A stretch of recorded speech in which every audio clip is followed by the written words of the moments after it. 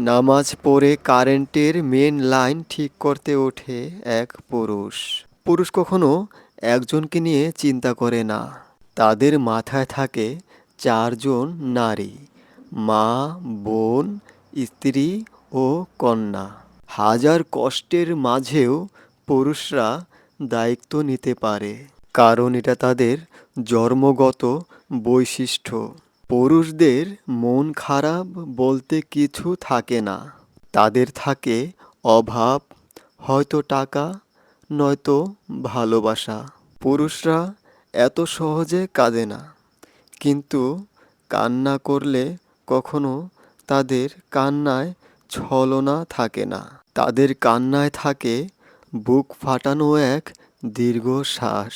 পুরুষরা কখনোই খাবারের জন্য নষ্ট হয় না, তারা নষ্ট হয় ভালোবাসার অভাবে।